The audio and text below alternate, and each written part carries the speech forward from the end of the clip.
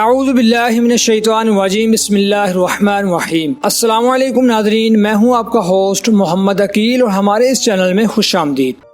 ناظرین اکرام، اشرف المخلوقات کہلانے والے انسانوں پر ایک زمانہ ایسا بھی گزرا کہ ایک طرف جہاں وہ دوسری بےہودہ انسانیت سوز رسموں کا شکار تھے، وہیں بیٹیوں کی پیدائش سے انہیں زندہ دفن کرنے کی رسم بھی عرصہ دراز سے پوری کرتے آ رہے تھے، اور اسار میں کتنے درندہ مردوں نے اپنی بیٹیوں کو سیاہ مٹی کا سپرد کر دیا، اور ان کی تعداد اللہ کے سوا کوئی نہیں جانتا۔ یہاں تک کہ جب بھی کسی شخص کو بیٹی کی ولادت کی خبر دی جاتی تو اس کی کیا کیفیت ہوتی، اس بارے میں قرآن مجید فرقان حمید سورۃ النحل آیات نمبر 58-59 میں ارشاد ہوتا ہے، اور ان میں سے جب بھی کسی کو لڑکی ہونے کی خبر دی جاتی تو اس کا چہرہ سیاہ ہو جاتا اور دل ہی دل میں گھٹنے لگتا۔ اس بری خبر کی وجہ سے لوگوں سے چھپتا پھرتا کہ کیا اس کو ذلت کے ساتھ لیے ہوئے ہی رہوں یا مٹی میں دبا دیں۔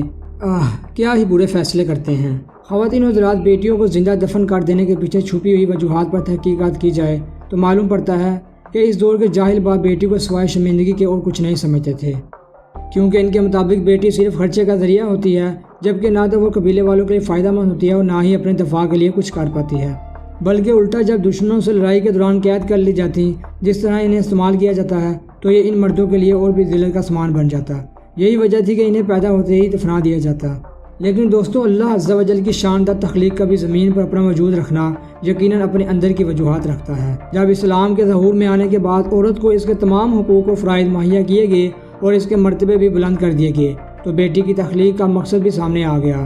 جی ہاں دوستو، رسول اللہ صلی اللہ تعالیٰ علیہ وآلہ وسلم نے ایک موقع پر خطاب کرتے ہوئے فرمایا، جو آدمی لڑکیوں کے ذریعے آزمائش میں ڈالا گیا اس کے لیے یہ لڑکیاں جہنم کی آگ سے آر ہوں گی، لیکن بشرطیکہ کا ان کے ساتھ اچھا سلوک کیا جائے۔ جبکہ آپ صلی اللہ علیہ وآلہ وسلم نے مزید فرمایا کہ جو کوئی اپنی بیٹیوں کی اچھی پرورش اور نگہداشت کرے گا یہ اس کے لیے جہنم کی آگ سے حفاظت کا سبب بنے گی۔ اسی طرح ایک اور روایت میں حضور صلی اللہ تعالیٰ علیہ وآلہ وسلم کا فرمان ہے کہ جس کے ہاں 3 لڑکیاں پیدا ہوئیں اور اس نے اس کی احسن طور سے کفالت کی تو وہ جنت میں جائے گا۔ پوچھا گیا کہ اگر 2 ہوں تو آپ صلی اللہ تعالیٰ علیہ وآلہ وسلم نے فرمایا کہ 2 کا بھی یہی حکم ہے۔ اس طرح پھر پوچھا گیا کہ اگر 1 ہو تو آپ صلی اللہ تعالیٰ علیہ وآلہ وسلم نے فرمایا کہ 1 کا بھی یہی حکم ہے۔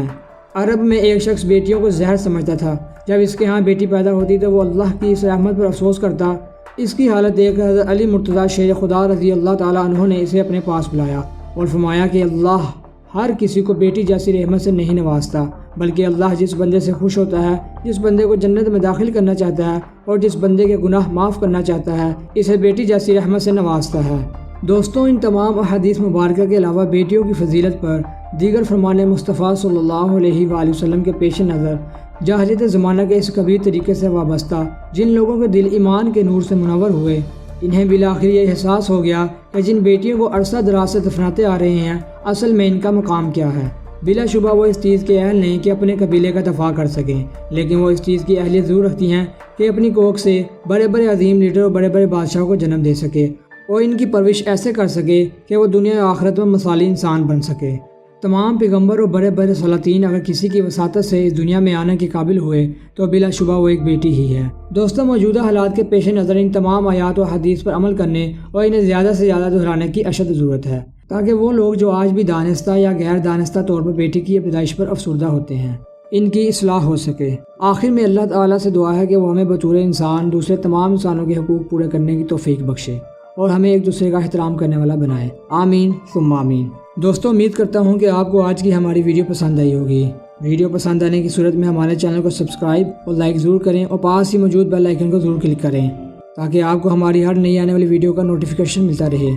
تب تک کے لیے اپنا، اپنے دوستوں، رشتہ داروں، گرد و نواح کے تمام لوگوں کا خیال رکھیے گا۔ اللہ حافظ۔